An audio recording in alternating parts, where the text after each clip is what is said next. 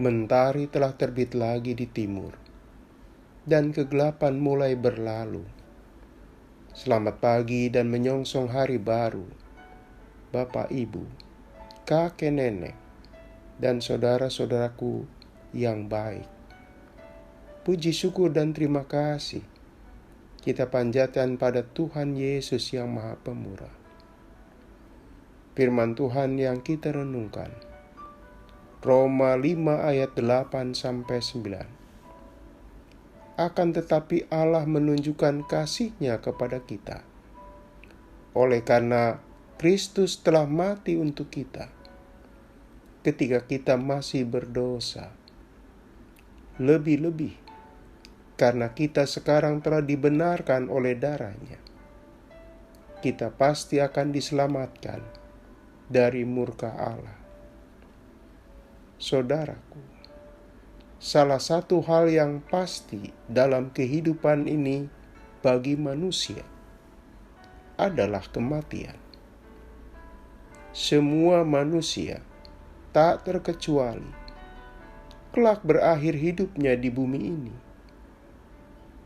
Hal yang membedakan manusia yang satu dengan yang lain adalah penyebab kematian, di mana dan kapan waktu kematiannya, serta dalam keadaan seperti apa.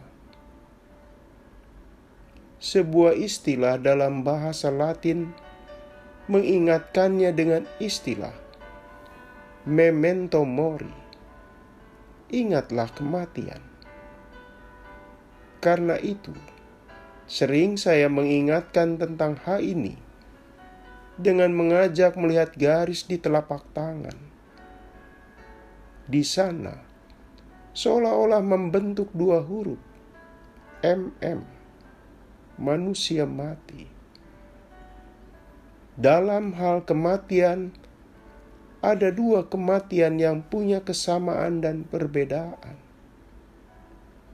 Setiap kematian pasti punya kesamaan. Yang mati tidak akan kembali lagi. Seiring dengan berakhir napasnya, berakhir pula aktivitasnya di bumi. Yang mati semua menjadi jenazah yang tidak bernyawa. Tapi, harap diingat, meski setiap orang yang mati punya kesamaan, setiap orang juga memiliki keperbedaan. Dalam hal ini, ada yang mati sia-sia dan ada yang mati secara berharga. Seorang perampok yang tertangkap massa, lalu dihakimi sampai mati. Jelas, mati sia-sia. Mati yang karena kesalahannya dan karena perbuatan konyolnya. Saudaraku, lain halnya dengan mati yang berharga. Kematiannya memberi manfaat bagi orang lain.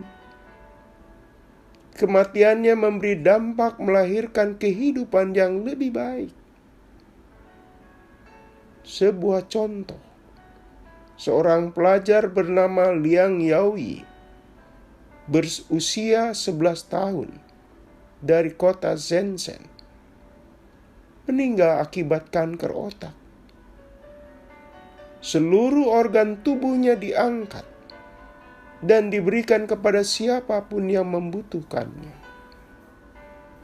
Sebelum meninggal, Liang sudah meminta izin kepada ibu dan tim medis untuk segera mendonorkan organ-organ tubuh selepas kematiannya. Ini satu contoh.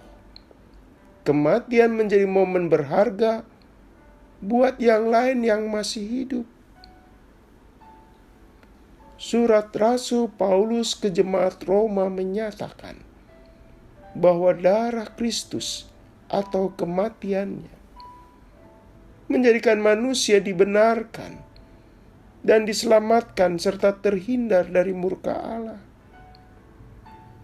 Berarti kematiannya sangat penting dan berharga. Sebab menyangkut nasib manusia, Anda dan saya. Kita semua kategori manusia yang berdosa dan layak memetik upah dosa, yakni maut. Namun dengan kematiannya, membuat kita terhindar dari murka Allah. Berhadapan dengan hal lain, bisa jadi kita masih bisa mengatasi.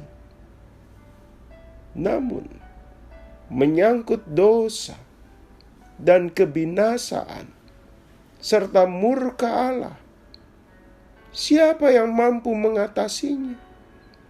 Siapa yang bisa lolos? Disinilah makna kematian Kristus teramat berharga buat yang terbuka atas kebenaran dan kasih-Nya.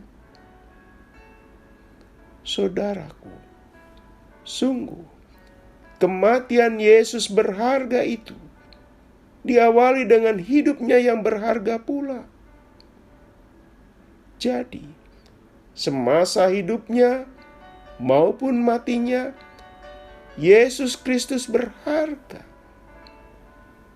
Ibarat koin uang, kedua sisi kepingnya sama-sama berharga.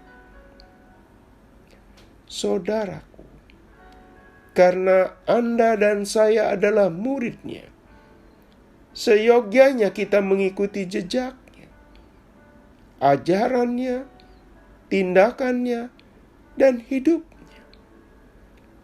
Oleh karena itu, mari kita jalani hidup sebagai hidup yang berharga. Meminjam pepatah, gajah mati meninggalkan gading, harimau mati meninggalkan belang, manusia mati meninggalkan nama. Saudaraku, kelak ketika memento mori tiba, momen itu patut menjadi berharga, bukan momen yang sia-sia.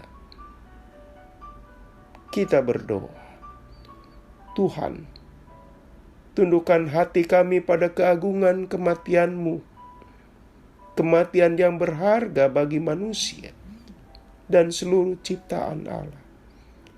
Kiranya kami mengelola hidup yang berharga pula, agar kelak kematian kami pun berharga pula.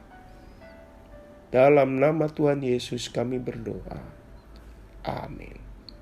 Selamat pagi saudaraku, selamat memasuki pagi baru. Masih bersama Pendeta Emeritus Supriyatno. Tuhan memberkati.